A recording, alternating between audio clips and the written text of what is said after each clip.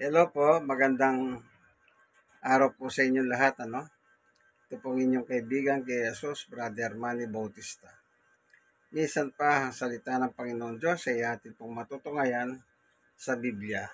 Nandito po tayo sa tahanan ni Brother Marlon upang isagawa ang isang napakahalagang bagay.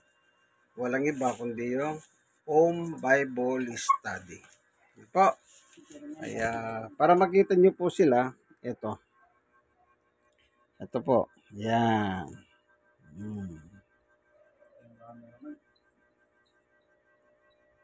Ayan. Yan po si Brother Marlon. Yan.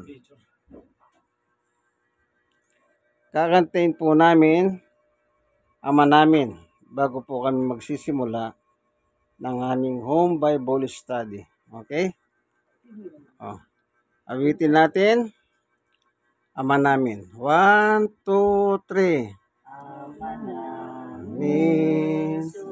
Sa langit ka, sambahin ang ngalan mo, pasahalin ang kaharian mo, sundin ang loob mo dito sa lupa para nang sa langit. Mo kami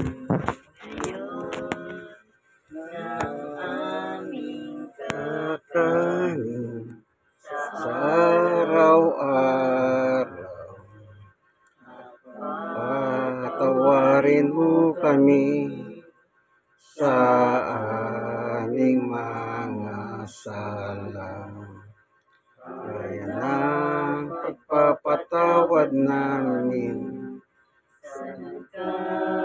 sala sa amin, at huwag mo kami ipahintulot sa tukso, at iadya mo kami sa lahat ng masama. Panginoon Diyos, aming Ama, minsan pa nakikiusap po kami sa iyo na samahan mo kami sa pamagitan ng iyong Santong Espiritu.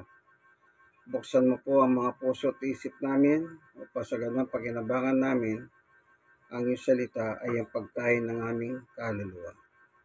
Salamat po. Ito po ang aming kahilingan sa ngalan ni Jesus. Amen and amen. Minsan pa, kaibigan. Purihin ang Panginoon, Ang ating pag-aaralan is about our pananampalataya. Yung pananampalataya ng tao, kung meron bang pong mahalaga sa buhay ng tao, ito ay walang iba kundi yung pananampalataya ng tao. Kasi ayon po sa kasulatan, kapag sinabi mong nananampalataya ka sa Diyos, hindi mo nakita ang Diyos, naniniwala ka mayroong Diyos. Hindi mo nakita ang langit, pero naniniwala kang may langit. Hindi mo nakita si Jesus, pero naniniwala kang may Jesus na tagapagligtas. Yan ang pananampalataya. Yung hindi mo nakikita at pinaniniwalahan mo. Halimbawa, sabi ng Diyos, mapupunta ka sa langit. Yung awit, Ama namin, nasa langit ka, sambahin ang ngalan mo. Dumating nawa ang iyong kaharian dito sa lupa. Kapag kinakanta mo yung kanta na yon, yung Lord's Prayer kung tawagin, ini-invite mo ang Diyos na maghari sa iyong buhay. Kasi hindi ka pwedeng makarating sa langit kung hindi ka maging kaharian ng Diyos muna dito sa lupa. At ang batayan, ang ating Panginoong Jesucristo. Okay? Dito po sa Biblia, ganito ang mababasa.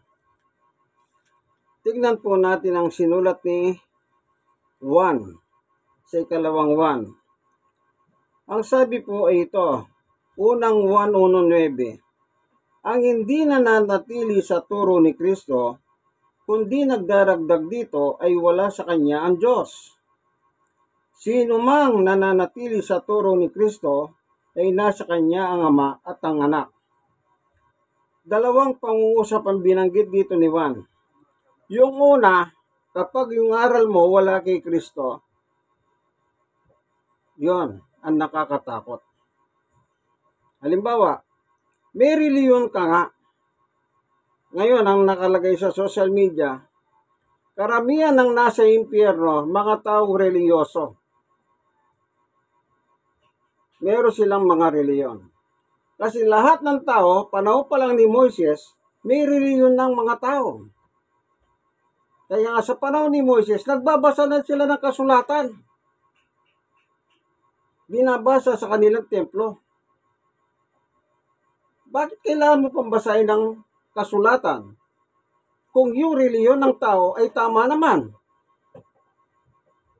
Kaya ang sabi, karamihan ngayon sa social media, karamihan ng nasa impyerno ay mga reliyoso. Babasa tayong talata yung panahon ni Jesus. Tandaan natin, ang sabi ni Juan, yung walang aral kay Kristo, yun ang nasa impyerno.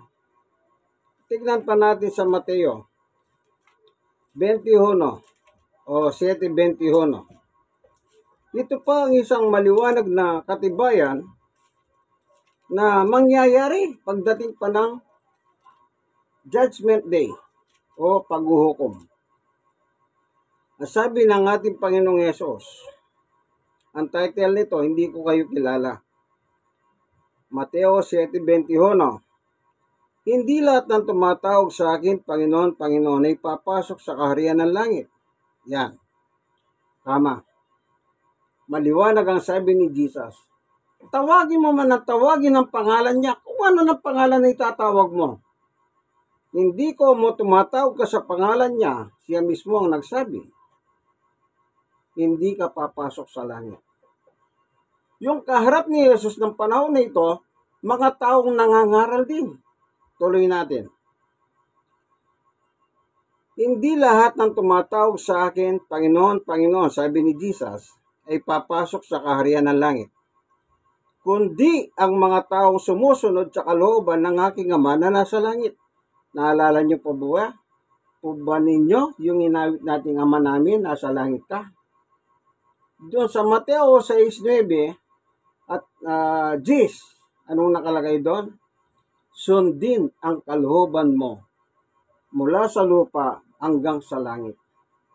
Ang sabi ni Jesus, gusto mong pumasok sa langit? Sundin mo ang aking Ama. Yun ang rule. Ngayon, meron tayong babasahin pa. Sa 12, iba naman ang nakalagay. Tignan natin. Sa 1:12.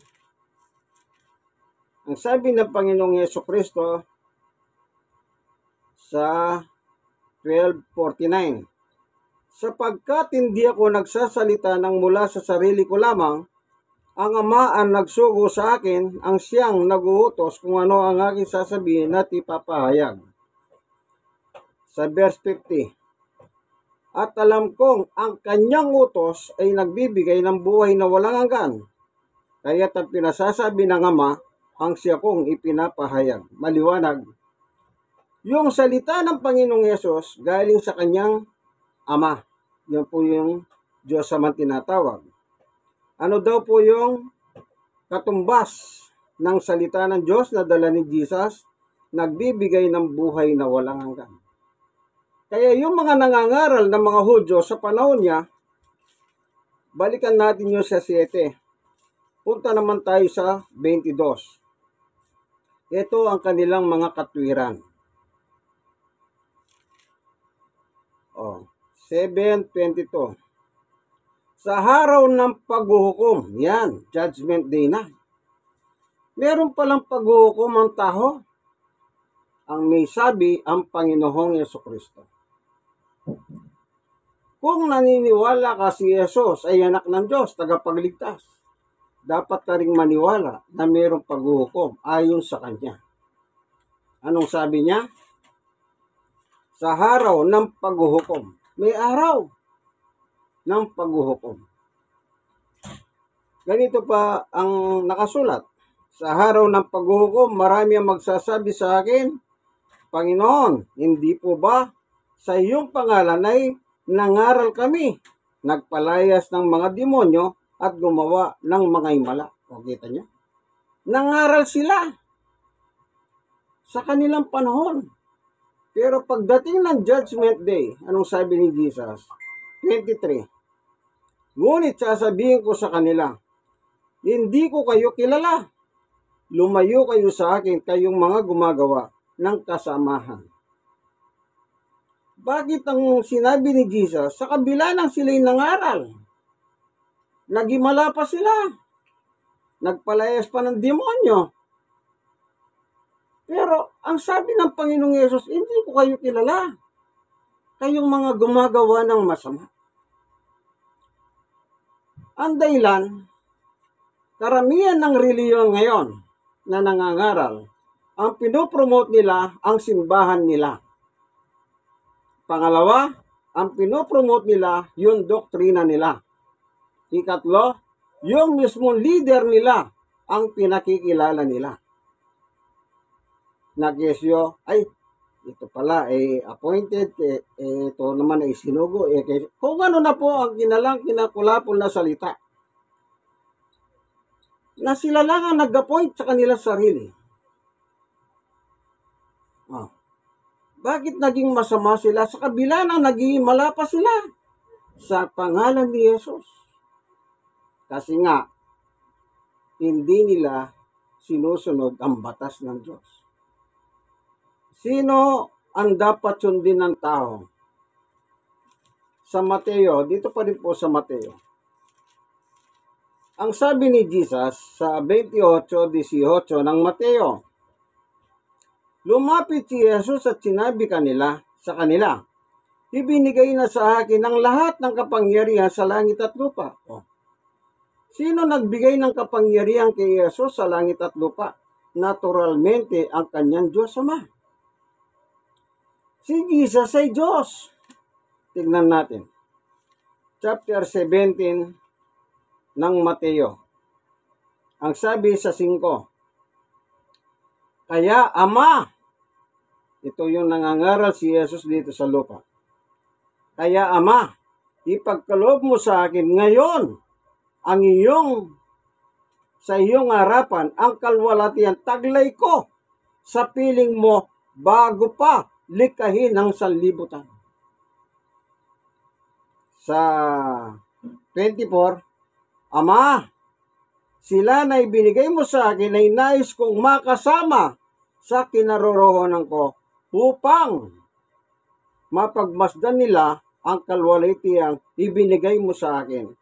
Sapagkat minahal mo ako bago pa nilikha ang daigdig. Sa talatang ito na sinasabi ni Jesus ng ganito, siya ay Diyos, kasama niya ang Diyos sa langit bago pa likhahin nitong daigdig. Isipin niyo po, kung si Jesus ay pinaniniwalaan mo siya ay tao at hindi Diyos, nagkakamali ka. Bago pa nilikha itong langit at lupa, anong sabi ni Jesus? Kasama na kita. Kaya kung ang Diyos ay Diyos, naturalmente, ang kanyang anak ay Diyos din. Wala pang nakalika, pero magkasama na silang dalawa. Kaya, isa pang reliyon niya. Ang sabi ng iba, ay, hindi kami naniniwalang Diyos si Jesus, kundi tao lamang na tagapamagitan. Hindi kami naniniwala si Jesus ay naging Diyos kailanman. Ito, yung salita mismo ni Jesus, 1:17:5. Kaya Ama, ipagkaloob mo sa akin ngayon sa iyong harapan ang kalwalatiang taglay ko sa piling mo. Ibig sabihin, magkasama sila. Dito sa lupa, sinong kapiling ng tatay? Sinong kapiling ng nanay? Hindi ba yung anak? Anong sabi ni Jesus? Dito natin, ano? Kaya Ama, ipagkaloob mo sa akin ngayon Kasi nangangaral si Jesus. Sa iyong harapan, ito'y nananalangin si Jesus yung panahon na ito. Ang kalwalati ang taglay ko sa piling mo bago pa likahin ang sanlibutan. Sa 24, nilinaw yung sanlibutan. Ama, sila na ibinigay mo sa akin ay nais kong makasama sa kinaroroonan ko. Sino ibinigay ng Diyos kay Jesus? Yung mananampalataya. Kasi binigay ng God the Father kay Jesus ang lahat ng kapangyarihan sa langit at lupa. Lahat na sumampalataya sa Kanya, yun ang Kanyang gustong makasama sa langit. Pero pag hindi ka naniwala kay Jesus na siya ay Diyos, sigurado, tama yung sinasabi ng iba na yung laman ng impyerno ay mga reliyosong tao rin. Taong reliyoso. Sayang, gagaya na sinabi kay Judas, Judas, buti pang hindi ka na ipinanganak. Bakit? Panginoon, pinagtaksilan mo. Ang tagapagligtas, pinagtaksilan mo. Kaya yung mga taong matatapos sa impyerno, yun ay mga taong taksil sa Diyos. Sila yung tinatawag na anti-Kristo. Laban kay Kristo. Tignan natin ang sabi ni Jesus. Dito po sa Lucas, anong sabi ni Jesus? 19:27. Ito. Tungkol naman sa mga kahaway ko. Anong sabi ni Jesus? Kahaway ko. Ibig sabihin, meron palang kahaway ang Panginoong Yesus sa mga tao. Kasi sinabi ni Jesus ito sa harap ng mga tao. Sa panahon na siya ay nangangaral within 3 years, 3 taon. Tungkol naman sa mga kahaway kong ayaw na ako'y maghari sa kanila. Di ba? Ama namin, nasa langit ka, sambahin ang ngalan mo. Dumating na ang iyong kaharian. Andyan na sa harap mo ang hari. Ayaw mo pa ba? Si Jesus ay hari. Gaya ng kanyang ama. Siya ang representative niya dito sa lupa. Parang ganito, para mas madaliin po nating maunawaan. Tayo mayroong mga eleksyon. Nagboboto ang taong bayan ng congressman, congresswoman. Ano sila? Representative ng taong bayan sa gobyerno. Kaya, yung mga congressman, congresswoman, sila yung lumiikot sa distrito. O anong gusto niyo? Anong gusto niyo? Para may present niya sa gobyerno. Sa literal yon, pagdating sa tao. Pero pagdating sa spirituality, si Jesus ang pinadala ng Diyos dito upang sampalatayanan natin siya. Yung turo at aral ni Jesus, dapat yun nakalagay sa Biblia. Ganito, may reliyon ka, ayaw mo lumipat, huwag kang lilipat. Kasi buhay mo yan. Pero yung aral mo sa simbahan mo, yung wala sa Biblia, bitawan mo. At ang ipalit mo, yun nakasulat sa Biblia. Kasi yung nakasulat sa Biblia, yun lang ang titignan ni Jesus sa iyo. Kaya, sabi ni Jesus, ako lang ang inyong ipapangaral. Ako po, bilang inyong kaibigan kay Jesus, hindi ako nagpo-promote ng simbahan. Hindi rin ako nagpo-promote kung ano-ano. Ang pinopromote ko, ang ating Panginoong Jesucristo. Basahin natin. Sinabi ba ni Jesus, ako ang ipangaral ninyo? Ang malaking problema lang sa mga reliyon, Ang pinapangaral nila, ang simbahan namin napakalaki. Para bang pag malaki ang simbahan mo, garantisado papasok ka sa langit. Mayayaman lahat yan. Ibig ba sabihin, pag mayaman, pupunta ka na sa langit? Oh. Walang ganyan sa Biblia. Ito, ang sabi ng Panginoong Yesus sa 21:13. Iyon ang pagkakataon ninyo upang makapagpatotoo tungkol sa akin. Sino ang ipapatotoo sa mga tao? Ang sabi ni Jesus, ako. Oh. Pagkatapos ang ipakikilala mo yung simbahan mo, malaki simbahan namin, mayaman ang simbahan namin, mayayaman ang miyembro namin. Kaya ang sabi nila, karamihan ang nasa impyerno ngayon, mga taong reliyoso rin. Naturingan kang religious person, pero papunta ka pala sa apoy ng impyerno. Tignan natin si Apostol Pablo. Ano ang kanyang patotoo? Ano ang kanyang nasaksiyan sa panahon na siya ay nangangaral? Dito po sa libro ng Roma, si Pablo nangaral sa Roma. Hindi si Pedro. Ang malaking problema sa mga simbahan, ang sinasabi nila si Pedro daw nangaral sa Roma. Si Pedro, walang sinabi si Pedro, nakarating ako ng Roma eh. Pero si Pablo, sinabi niya, nakarating ako. At nangaral ako. Oh. Yun lang mali na yun eh. Isipin mo, ang itatanim sa isip mo, si Pedro nangaral sa Roma? Mali na yan. Anong tawag dyan? Lumalabang ka na sa kasulatan eh. Sabi ko nga po, huwag ka lilipat ng reliyon. Kung ayaw mo, walang problema yon. Pero, yung itinuturo ng leader ninyo, huwag nyo silang pakikinggan, huwag nyo silang susundin. Huwag nyo silang paparisan. Kung sa kanila, si Jesus hindi Diyos, pabayaan mo sila. Basta yun nakalagay sa Biblia. Yan, binasa ko na. Oh, wala pang sanlibutan, wala pang daigdig. Magkasama silang magama. Saan sila? Nasa langit sila. Ngayon sasabihin mong hindi Diyos yan.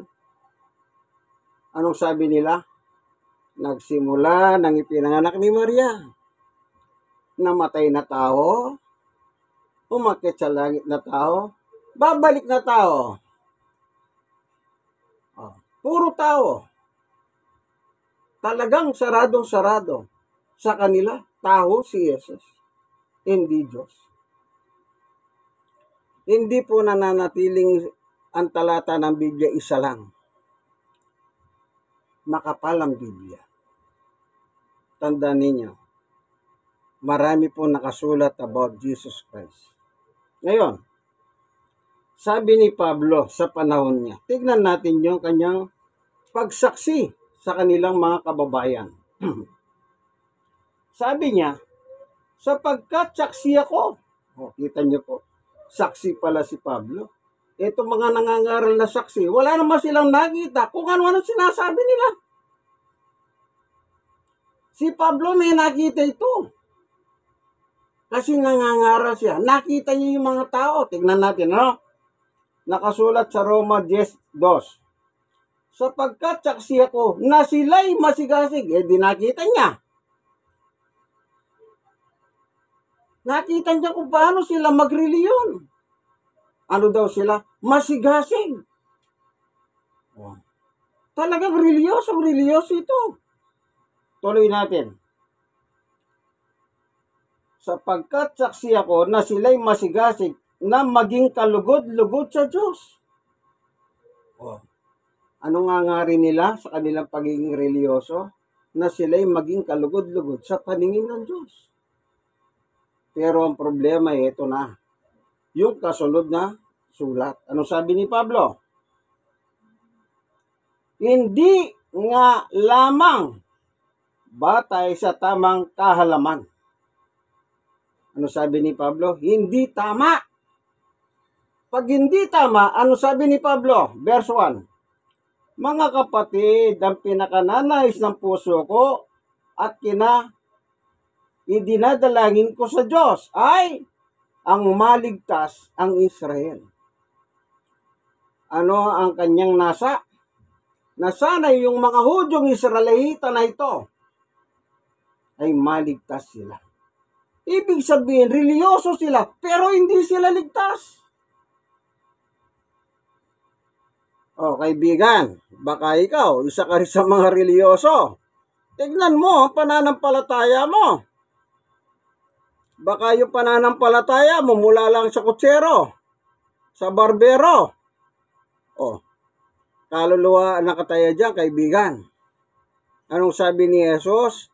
Mateo 4:4, hindi lang sa pagkain nabubuhay ang tao, kundi sa bawat salitang nagmumula sa bibig ng Diyos. Dapat mabuhay tayo sa salita ng Diyos sa araw-araw. Hindi puro pagkain lamang. Pag kumain ka, pag dinumi mo, gutom ka na naman. Yung salita ng Diyos, na idudumi ba yun? Hindi naman. Pero saan nagsisimula ang lahat? Mayroong pinanggagalingan. Yung 21:11, 13 ng Lucas, sabi ni Jesus, ako ang inyong ipangaral. Tingnan naman natin ang sinabi ni Pablo dito sa Roma. Ang salita ng Diyos para sa lahat ng tao. Hindi po, yung kasing iba sabi nila, ay, alam ko na yan, sa kanila mo na lang ipangaral yan. Nung araw po, meron po ako napuntahan na bahay. Merong isang kalalaya lang. Ang sabi nung nasa bahay, ngayon patay na po yun. Ang sabi niya, wag ako. Itinuro yung bagong laya. Yun ang pangaralan mo, kalalaya lang. Kita mo, nagturo pa. Oh. Naalala ko nung araw po, yung mga senior citizen sa isang basketball court ko, kukwento sila, mga babae. Inalok ko po silang Bible study umaga habang lumalakad ako. Naglalakad ako. Sabi ko, po, Bible study tayo. Alam niyo kung ano sinabi ng mga tao? Wala pa kaming almusal! Nagulat po ako, wala pa raw almusal. Kung may pera lang ako, abutan ko na lang para makinig lang sila. Sabi naman ng iba, ay meron akong inaantay. Sabi ng iba, nung isa, ay magluluto ako ng tanghalian. Sipin niyo po, umaga pala, tanghalian na nasa utak. Sa tingin niyo po, pupunta kaya sa langit yun? Unless, ano ba? Kaya ako nangingiti. Baka sabihin niyo, galit ako eh. Hindi po. Kapag isa ka ng Kristiyano, bawal lang magalit. Sabi ng Yesus, mahalin mo ang kapwa mo, gaya ng pag-ibig mo sa iyong sarili. Kahit kalaban mo yan, sa ayaw mo sa gusto, yayakapin mo yan. Kaya mo, kaibigan. Baka sabihin mo, sige, pinatatawad na kita, pero wag ko nang gustong makita ka pang muli. Ganyan po ang kaisipan ng Antikristo. Okay? Kaya, nagsisimula lahat yan sa pamamagitan ng ano? Sabi ako ang ipangaral nyo, sabi ni Jesus. Tignan natin si Pablo. Roma 10:17. Ganito po ang nakatala. Kaya't ang pananampalataya ay bunga ng pakikinig, at ang pakikinig naman ay bunga ng pangangaral tungkol kay Kristo. Sino ang ipangangaral mo ngayon? Yung leader mo sa simbahan? Yung simbahan mo? Kung ano man meron sa kongregasyon nyo? Yung mga doktrina ninyo? Isa lang ipapangaral. Nasabi ni Pablo, sino? Si Jesus. Anong sabi ni Jesus? Mateo 28:18, lahat ng kapangyarihan sa langit at kapangyarihan sa lupa ay ibinigay na sa akin ng aking Ama. Kaya tayong mga tao, nasa ilalim tayo ng otoridad ng ating Panginoong Yesukristo. Sa hayaw natin siya gusto. Pag hindi ninyo sinunod si Jesus, sad to say, ang impyerno nakabuka para sa inyo. Yung kanina, if, kako, ano po? Ito sabi ni Jesus. Tayo hanggat nabubuhay tayo, ito po yung chance ang binibigay ng Diyos sa atin. Tignan nyo po ang salita ng Panginoon. Bago ko babasahin yung sinabi ni Jesus, tignan natin dito sa Ezekiel. Meron po sinabi ang Panginoon Diyos sa libro ng Ezekiel. Kaya kayo, nagdala po ako ng makapal na Bible. Kasi pupunta ako sa lumang tipan. Ang gamit ko po, ang Biblia ng mga pastor. Poimen. Itong poimen na ito, lahat na nakasulat dito, sinasangayunan ng 13 simbahan. Iba't ibang kongregasyon po sila. Yung pangalan nila nandito. Na yung lahat na nakasulat dito ay tinatanggap nila. Isipin niyo po yung mga simbahan na ito. Iba't ibang kanilang paniwala. Pero bakit nagkakaisa sila pagdating sa Biblia? Pagkatapos ikaw sasabihin mo, wala sa Biblia? Hallelujah!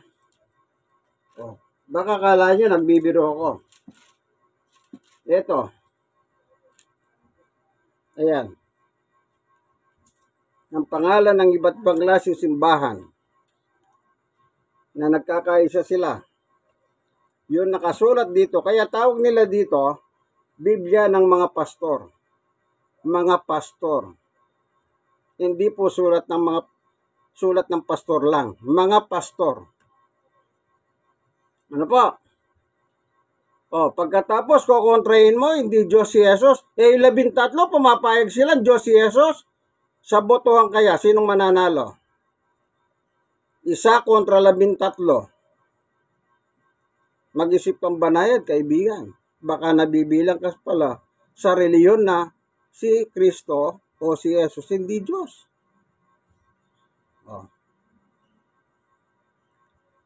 Gamitin natin yung coconut. Sabi nga ng joke, coconut. Balik po tayo sa Biblia. Ezekiel. Anong sabi ng ating Panginoon Diyos dito? Ezekiel 18:23. Hindi ko ikinasisiya ang kamatayan ng masama. Sabi pa ni Yahweh. Ang ibig ko nga, siya'y magsisi at magbagong buhay. Masama pong binanggit ni Yahweh. Lahat ng taong masama, ayon kay Pablo, 3:23 ng Roma, lahat ng tao nagkasala. Hindi sinabi ni Pablo, kayo lang absuelto ako, hindi. Pati siya, kasi sinali na niya yung pangalan niya. Lahat tayo. Kahit si Santa Maria. Tao kasi si Santa Maria. Lahat ng santo, tao rin yun. Lahat tayo nagkasala. Tandaan mo yan, kaibigan. Ingat po tayo. Babalayo sinabi ni Jesus. Kita nyo po, mga taong reliyoso, nag-iimala. Hoy, kayong mga magpag-imala, umalis kayo dito sa harap ko, Di ko kayo gustong makita. Nabigo sila.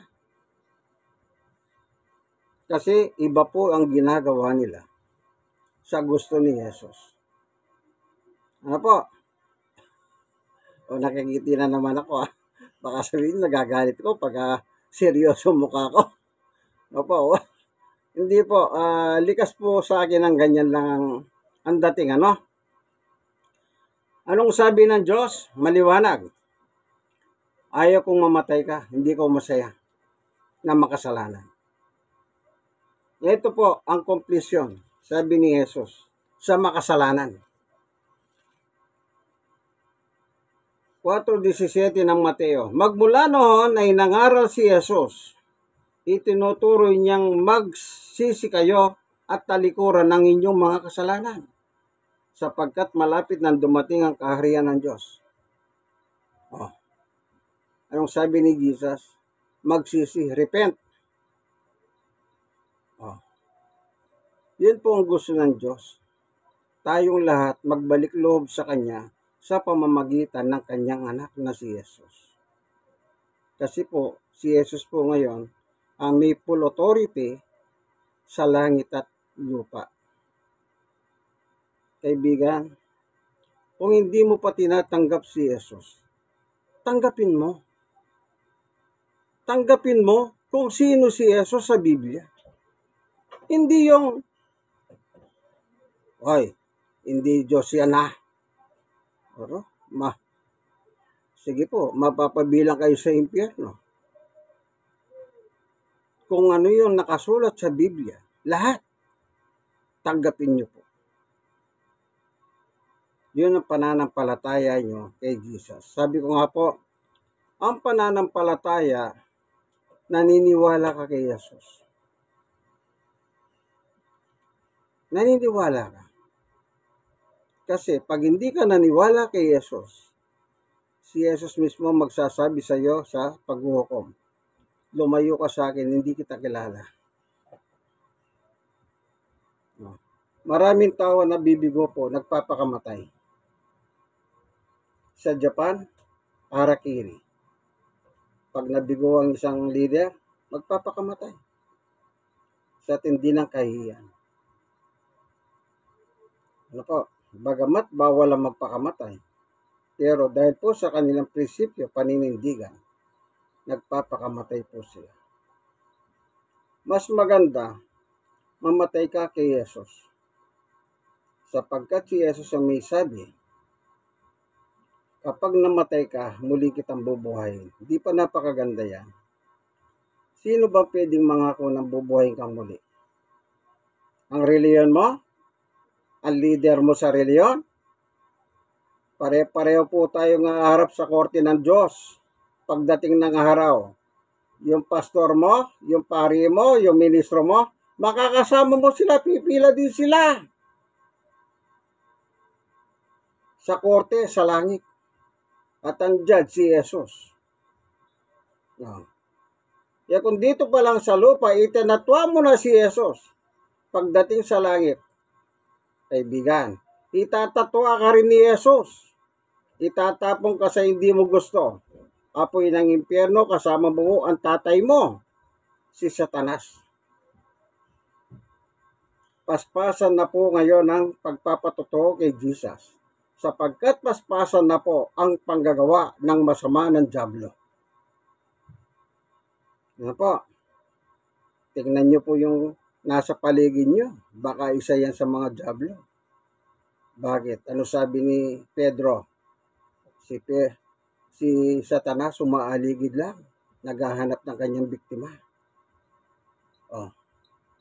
Kaya madalas ko sabihin, tignan mo katabi mo. Baka nakangiti yan, pero dyablo na pala yan. Wala pong pananakot. Ang salita ng Diyos ay warning. Kagaya na sinabi ng Diyos, hindi ko gustong mamatay ka, masama. Ang gusto ko, magbago ka. Paano ka magbabago? Tanggapin mo si Jesus sa iyong buhay, ang ari ng kaligtasan. Darating na po si Jesus sa anumang oras. Panguli. Anong sabi ng Panginoong Jesucristo? Darating ba o hindi? Yung iba, di pa darating yan. Kaya magpasasamo na ako sa sarap. Paano pag bigla ka na bangkak? Patay kang bata ka. Impyerno ka. Ito po nakalagay. Darating ba si Jesus? Yes, ito po sabi niya. Sa pahayag 22:20, sinabi na nagpapatotoo sa lahat ng ito. Tiyak na nga, darating ako.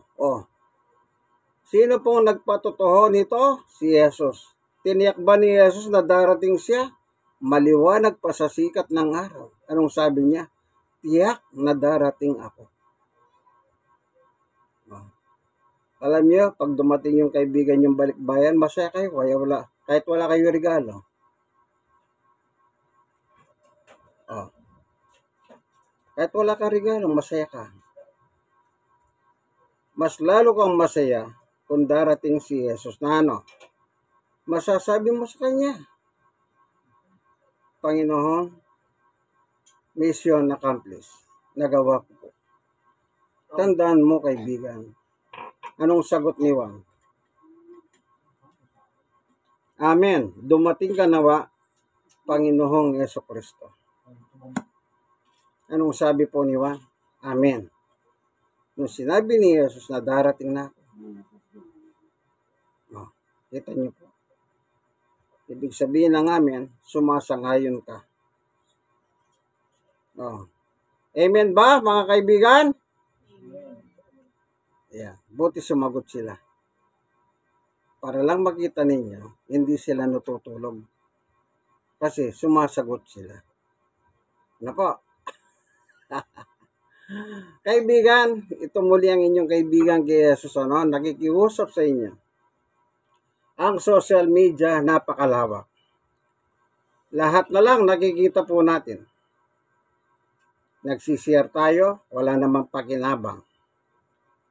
No. Kumisan nga, pag mag-share ka, magbigay ka pa ng star. Ako hindi po. Ang gusto ko lang, i-share nyo sa iba ito. Wala nang star-star. May share nyo lang, masaya na ako.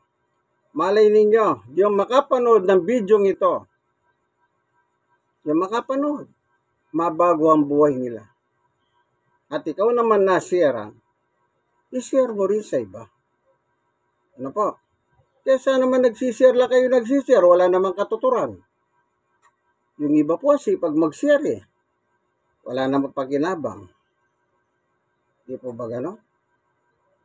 Mas maganda yung meron kang pakinabang. Ano yon? Para sa gawain ng Panginoon Diyos. Minsan pa, dito po ang inyong kaibigan kay Jesus, Brother Manny Bautista. Nasa programa po kayong ang tunay na pagbubuntyan ng katotohanan o salita ng Diyos na nakasulat po sa banal na kasulatan. Wala po tayong hokus-pikos. Wala din po tayong dinadagdag, wala rin tayong binabawas. Kung ano po yung nakalagay sa Biblia, yan lang po ang ating binabahagi. Kung meron po kayong napansin, di mag-comment kayo. Tiyakin nyo lang, nagko-comment kayo ayon sa inyong narinig at napanood. Kasi baka naman mag-comment kayo para kayong trend na nananagasa. Huwag naman. Ano po? Wala pong personalan dito. Biblical teaching lang po. Kung ano po yung nakasulat, siya lang po ang aking binabasa. Ano po? Nakita nyo naman, ang ginagamit ko ay poem. Hindi ko po Biblia ito. Biblia ng mga pastor. Amen po ba, kaibigan? Amen. God is good. Good. God is good All the time. all the time. Yeah. Masaya lang po ako nagbabahagi ng salita ng Panginoon. Ano po? Minsan pa, ito po sila. Ikot po natin muli yung video para makita po natin sila. Ganito na lang. Medyo po ako dito, no? Aluhop ako. Baka biglang mahulog yung cellphone ko. Maging dalawa, bigla. Dalawa na hindi ko na magamit. Ayan po, ano? Ayun. Ano po? Asan ba yung isa? Yan. Ano po? Yan. Nasa tahanan po kami ni Brother Marlon, ano? Para mag-share ng Word of God. Ngayon, salamat po, Panginoon Diyos, sa salita mo na na siya nagbigay sa amin pagkain pang espiritual. Tulungan mo po sila nakinig, sambayan ni Brother Marlo, si Nanay Linda. Ikaw po ang nakakahalam sa buhay nila. Panginoon, punan mo po ang kanilang mga pangangailangan sa buhay. Kasi sabi mo, pupunan mo ang pangangailangan ng tao. Naniniwala po kami doon, Panginoon Diyos. Hallelujah. Bigyan mo po sila ng may bingat payapang tulog sa gabing ito, O Diyos. At habang natutulog sila, ingatan mo po ang kanilang mga bahay. Yung pamilya ni Nanay Linda, Panginoon Diyos, hindi man namin sila nakasama. Yung alalahanin sila, sapagkat yung nanay nila, tinatanggap po ang salita mo. Noon pa, nakakasama na po namin siya sa Bible study. Hallelujah. Maraming salamat po. Ingatan mo po sila, ang tahanan nila, ang linya ng kuryente nila. At gisingin mo po sila sa umaga, taglay ang buhay at lakas nagmula sa iyo. Maraming salamat po sa iyo, Ama, sa ngalan ni Jesus. Amen and amen. God is good. Good. All the time. All the time. Ayan. Amen po ba? Amen. O hanggang dito na lamang kaibigan ng ating munting video. Ano po? God bless us all.